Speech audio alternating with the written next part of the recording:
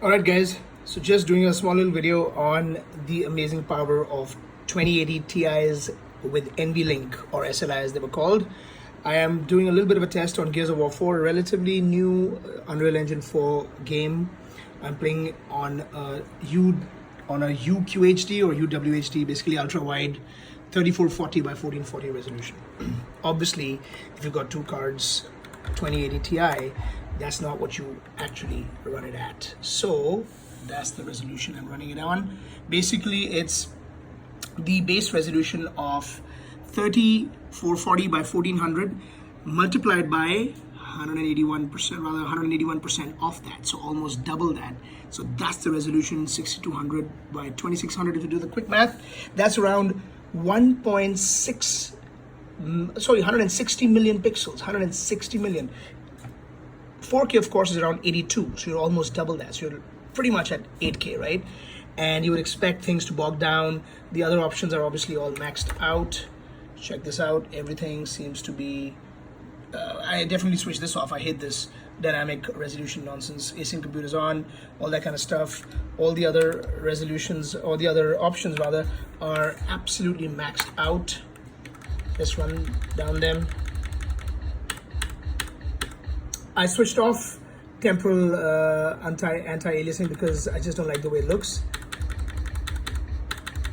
Everything is absolutely, in fact, depth of field is insane. This is the one option that was giving problems. Screen space reflections, it does go up to insane, but it screws up the frame rate at 8K. At 4K, piece of cake, doesn't even affect anything. But I think I like the sharpness of 8K a lot more than the value add of screen space reflections. I think it's a dumbed down version of kind of almost like a ray tracing where they just over reflect everything, but I don't know. I haven't done much research on this, but just thought that I'll tell you that this one option is still kept at ultra, not at insane. Everything else is absolutely maxed out. 8K resolution, look at that.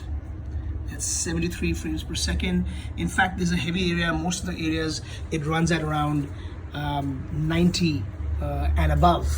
I've got VSync switched off and it still runs at over 120, 130 frames per second very often. Let's do a little bit of a run around here to see what exactly is the frame rate that you can still expect. So I'm just running around. You can see what's happening here. Fairly decently detailed scenes with a lot of volumetric lighting and stuff like that.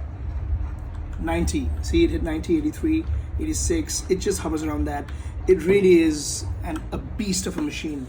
I'm finding it very hard. I don't have a setup, so this is obviously all being done via my hand, and I don't have four hands, so it's going to be a little tricky, but just look over there.